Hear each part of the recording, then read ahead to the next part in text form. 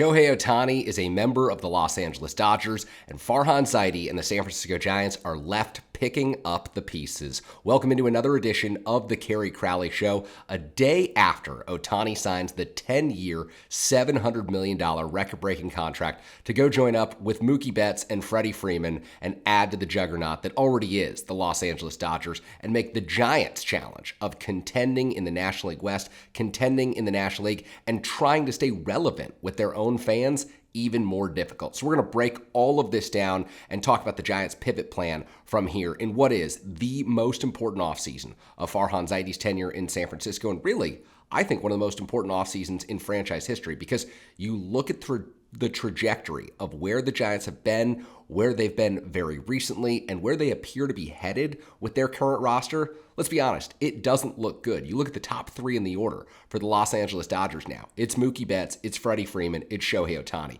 You look at the top four players for the San Diego Padres, position players. It's Fernando Tatis Jr., it's Manny Machado, Ha-Seong Kim, Xander Bogaerts. All four of those players would be the best position player on the San Francisco Giants. You look at the Arizona Diamondbacks, they've got a rotation of Merrill Kelly, Zach Gallen, Eduardo Rodriguez, bunch of solid starters now down in Arizona. And oh yeah, throw in Corbin Carroll coming off a tremendous rookie campaign. And it's a Diamondbacks team that is going to be difficult to contend with for the San Francisco Giants. And so Ohtani going to the Dodgers is not a surprise. Let's make that very clear from the start here. I said what I thought might take to get Ohtani to sign in San Francisco. I said 13 years, $572 million. You're setting a bunch of records there. And apparently I underestimated what it would take to get Shohei Ohtani. 10 years, $700 million, a contract the likes of which we've never seen in baseball, but really we've never seen in the history of professional sports. We're talking about a contract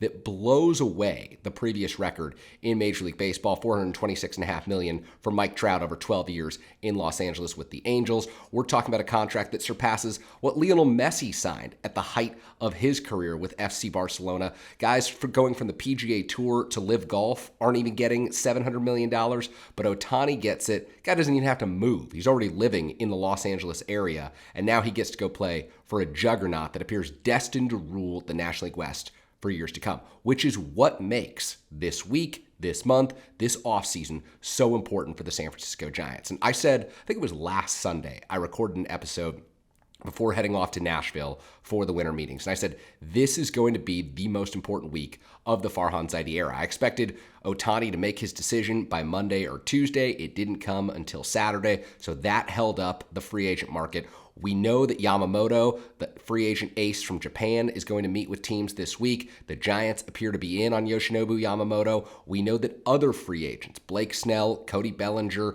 Jordan Montgomery, their markets were likely being held up by Ohtani. And so while I said that this week was probably going to be the most important for the Giants, now that Ohtani's decision has been made, it's clear. Like moving forward, the next few days, the next few weeks, whatever you want to say, whatever the timeline is, the Giants have to react. The pressure is on, the heat is on, and fans are, rightfully upset that the Giants have not been able to attract a superstar talent. And this isn't just true of Farhan Zaidi. You look at the Giants' track record, dating back to Bobby Evans, dating back to Brian Sabian, really since Barry Bonds signed with the franchise in that offseason, December 1992, when the Giants were threatening to move to Tampa Bay. The Giants get new ownership. They sign Bonds to the record-setting contract at the time. Since that period, like 30 years ago, look at the Giants' biggest free agent pursuits, and it's Johnny Cueto, it's Barry Zito, the successful ones. You look at their failed ones, well, add Ohtani to the list. Actually, he's already on the list. You go through John Lester, you go through Bryce Harper, you go through Ohtani, you go through Giancarlo Stanton, who was, of course, a trade pursuit, but he wasn't interested in coming to the San Francisco Giants. You look at Aaron Judge, Carlos Correa. Hey, they got him to at least agree to the terms, and he wanted to come to San Francisco, but the Giants decided to pull the plug at the last minute after seeing those medicals, and now Ohtani once again. So if you're a teenage Giants fan watching this show right now or listening to this show on Spotify, all you've known in your life in terms of free agent pursuits is Giants failure. You don't remember the Giants getting someone because historically they don't get their best players through free agency. And somehow, some way, that needs to change. And maybe in the next few days, they'll sign some really impactful players. maybe they'll go out and continue to play at the top end of this market, beat the odds and get Yamamoto, even though the New York Mets have clearly expressed interest, and Steve Cohen appears willing to stop at nothing when he sees a player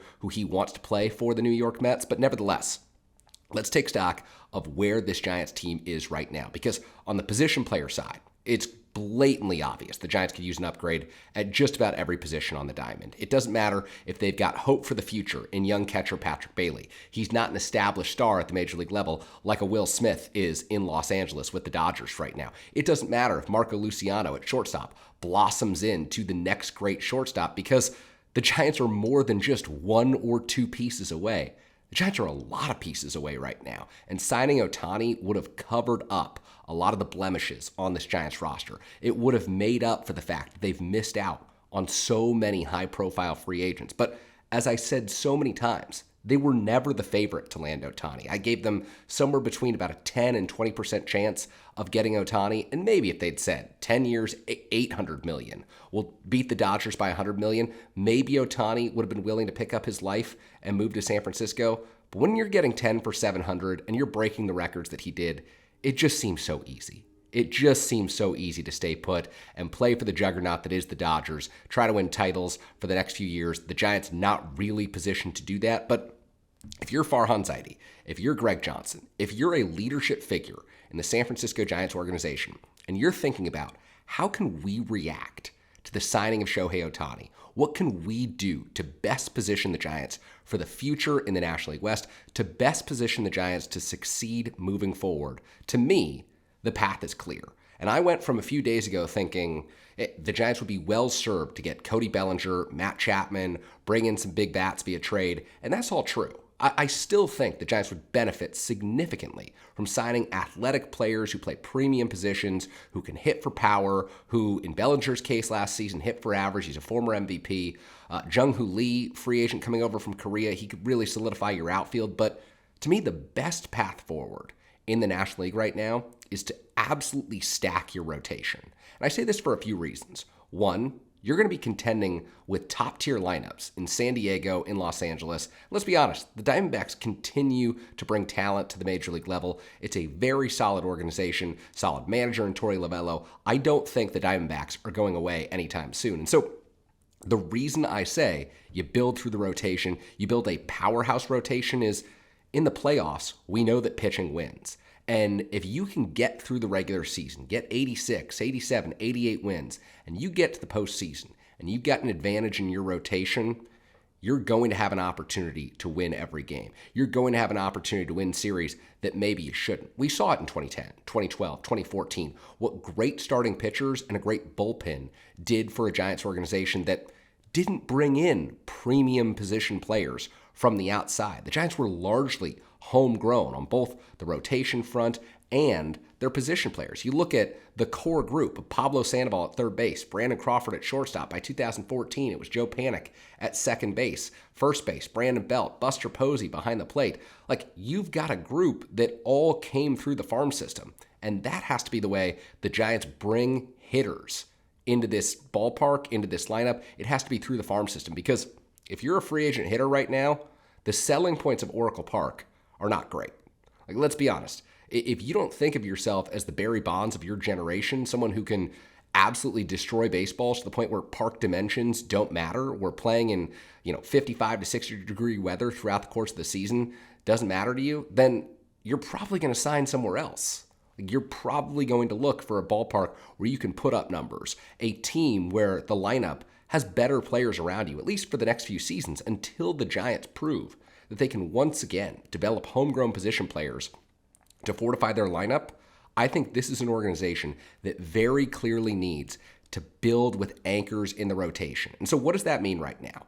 After the Dodgers go and spend $700 million on Shohei Ohtani, I think bare minimum, the Giants need to spend $400, $500 million this offseason. You need to be looking at giving Yoshinobu Yamamoto $350 million right now. And Andy Baggerly of The Athletic did a great thing on Twitter on, I believe it was Saturday, after Ohtani signs. He retweets or re-ups a quote from Andrew Friedman that was a few years ago, Dodgers president of baseball operations, who said, if you're rational about every free agent, you'll finish third for every free agent. And never has that been more true than for the San Francisco Giants. If they were rational about Shohei Ohtani, they're probably thinking 450, 500 million. Took 700 to sign him.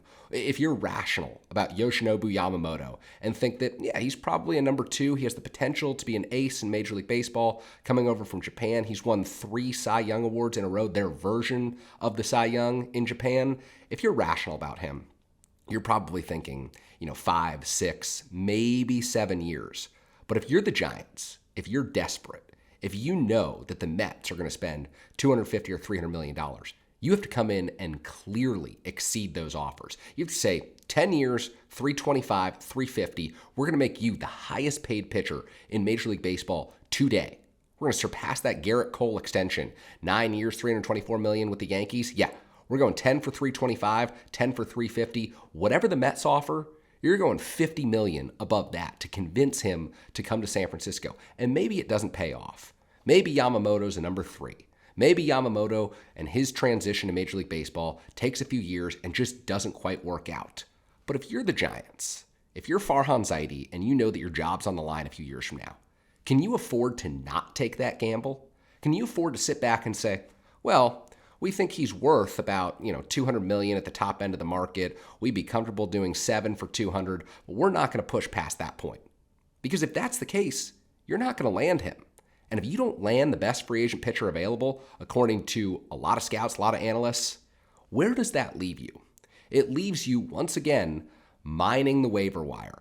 Leaves you, once again, looking at trades where you're giving up players from your own organization to go out and acquire someone in other organizations. So Yamamoto, bare minimum, the Giants need to have the best offer, and it needs to be significantly the best offer. And they need to also prepare for the reality that Yamamoto might want to play elsewhere. Because free agents, historically, have tended to want to play elsewhere. They've wanted to go to different organizations. He might want to be a Met. He might want to be a Yankee. He might want to be a member of the Boston Red Sox organization. The Giants have to be prepared for that reality. And so what do? You're also looking at Blake Snell. You're also looking at saying, hey, we know that Blake Snell is probably not pitching into the 7th or 8th inning much for the rest of his career. Because if you look at the current track record of his career, he just hasn't done it. With the Rays when he won the Cy Young, with the Padres when he won the Cy Young, this is not someone who faces the lineup a 4th time consistently and has success. He drives up the pitch count, gets a lot of strikeouts, gets a lot of swing and misses, has a low ERA, but this is not someone who's consistently working very deep into ball games. And so if you're a rational front office, you could say, hey, we see what Blake Snell has done in his career. Maybe 6 for 180 is what we'd be willing to do, knowing that Aaron Nola signed, 7 for 172 with the Philadelphia Phillies to return, potentially taking a discount. Maybe the rational people are saying 6 for 180. But if you're the Giants, if you're desperate, if you know that it's going to take an overpay to get a star to San Francisco and to give your rotation a chance to compete in the National League West, you might need to say, you know what? It's going to be 9 for 275 or 9 for 300. And the optics of the deal may not look that great. There may be no one that was within 50 or 75 million of you. And you know what? That's okay. Because if that's what it takes to get a superstar to San Francisco, and I think a 2-time Cy Young Award winner Blake Snell qualifies as a superstar, you pair him with Logan Webb, you pay that money.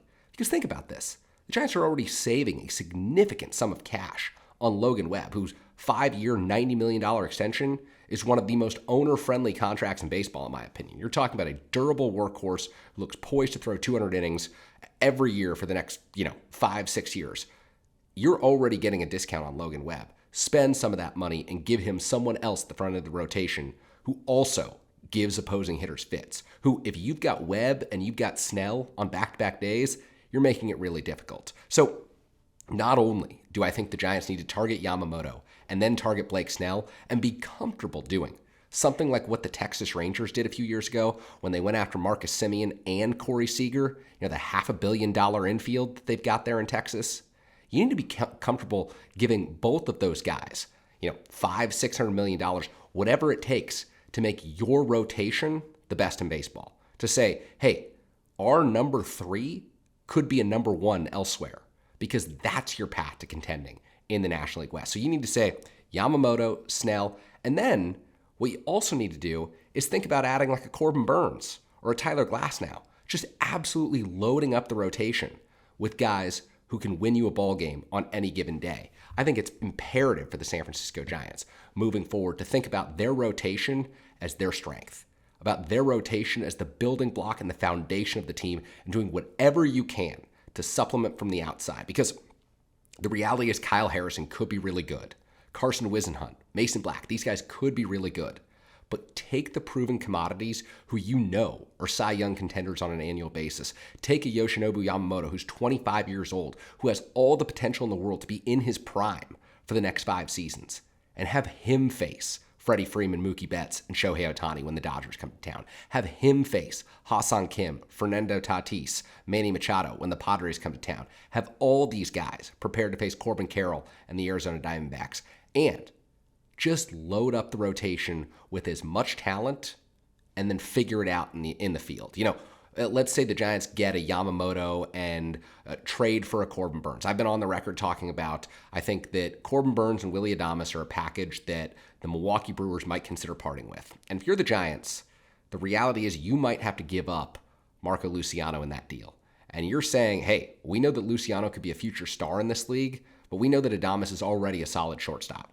And you're giving up the potential of a guy becoming a future star because you know that if Luciano doesn't pan out, or the back issues that he's dealt with throughout his minor league career continue to plague him, you're starting over from scratch at the shortstop position, a position the Giants didn't have to worry about for a decade with Brandon Crawford manning that spot. You're starting over from scratch at one of the hardest positions to do so on the field. And so I like the idea now. Now that Ohtani is a Dodger, now that you know that you have to build through your rotation, I'm not opposed to the idea of trading Marco Luciano in a deal that gets you Corbin Burnes and Willie Adams. And look, is Adams the best shortstop out there? No, but he plays very solid defense. And one thing the Giants have to do, if they build up their staff, if they build up their rotation with power arms, say they get a Webb, Yamamoto, Corbin Burnes, Alex Cobb, Kyle Harrison rotation, you have to be great on defense to limit runs in the field. You have to get more athletic this offseason. So maybe their big splash isn't Cody Bellinger, who might cost $200-300 million. Maybe it's Jung-Hoo Lee, coming over from Korea, plays very solid defense, solidifies center field for you. Maybe he costs $85-90 million in free agency. Maybe you even go up to $100 because you know that a lot of free agent position players don't want to come to San Francisco because of the ballpark, because of a variety of factors, because the Giants aren't poised to win immediately. But you say, hey, up the middle defense at premium positions is our second most important priority behind the starting rotation. Then you're starting to think about a team that could potentially give the Dodgers, give the Padres, give the Diamondbacks trouble. I say all that because you look at the Arizona Diamondbacks and what they did this season.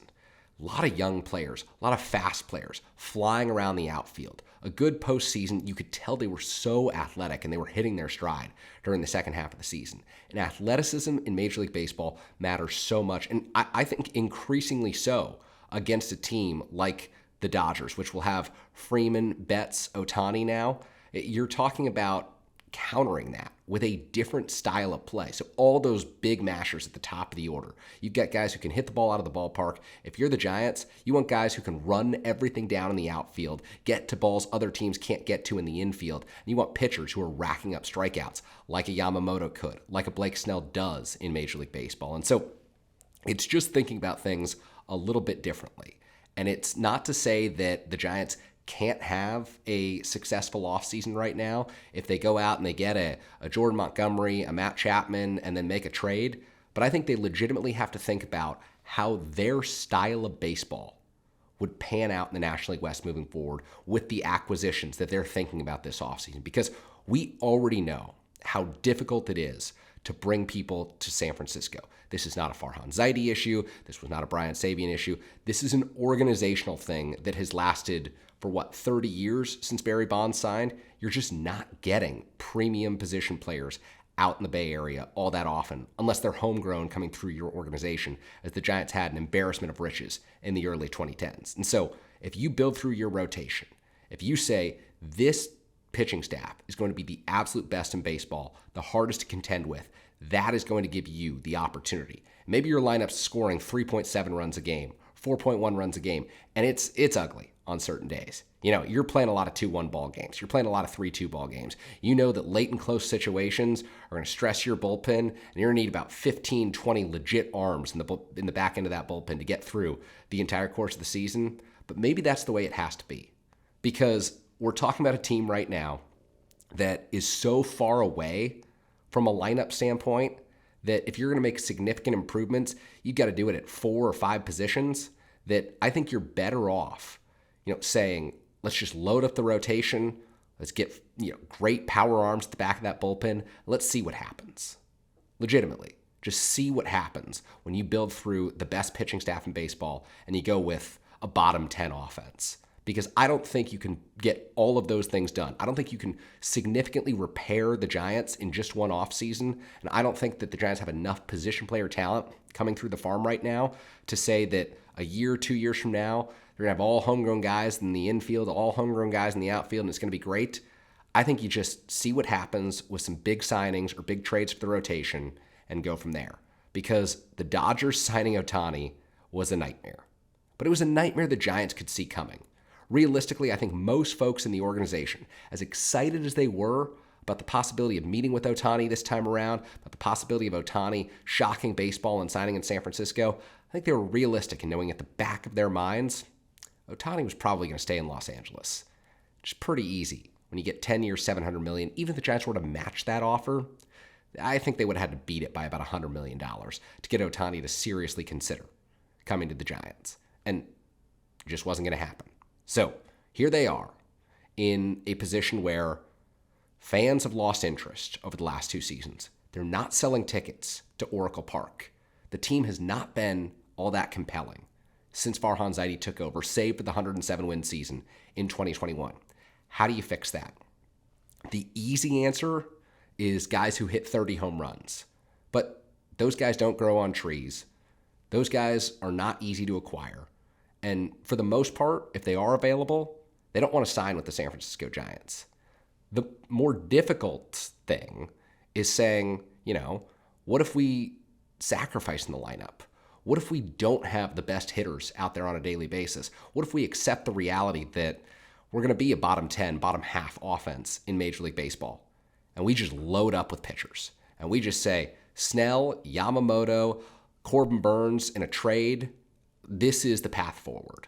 Because I think that if the Giants are going to pivot, which they absolutely must do, which Farhan Zaidi must do if he's going to keep his job beyond probably the 2024 season and bring in marquee talent, to me, with the way the National League West shapes up, and I know you're not playing 19 every more against teams in your own division, but to me, it's all through pitching.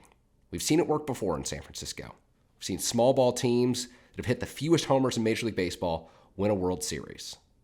With Lincecum, with Kane, with Bumgarner, with trade acquisitions at the deadline. We've seen it work before.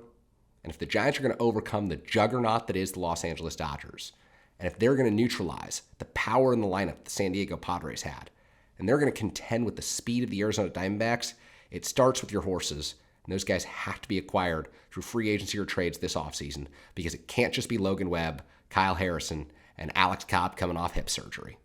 That's not going to cut it. The Giants moving forward have to have a plan, and to me, the path is clear. Build through the rotation and give yourself a chance to win. No, it may not be a 95-win team. It may not be a 100-win team. If you win 86, 87, you add Smart at the deadline, you improve the overall athleticism on the diamond, you're going to have a shot in the postseason, or at least to get to the postseason. You're going to be a more compelling baseball team that's fighting off this Dodgers lineup, that's getting swings and misses, that's fighting off this Padres lineup, that's getting outs and just getting to the back end of games when you've got Camilo Doval to close them out. This is another edition of the Kerry Crowley Show. Thank you to everyone who's followed along this offseason. I promise, just because Ohtani has signed his contract with the Los Angeles Dodgers does not mean the offseason content will stop now. It is a pivotal moment in the history of the Giants organization. They've got to have a plan. I know my plan. Let's see what Farhan has moving forward. You're listening to the Kerry Crowley Show. Thank you so much for tuning in.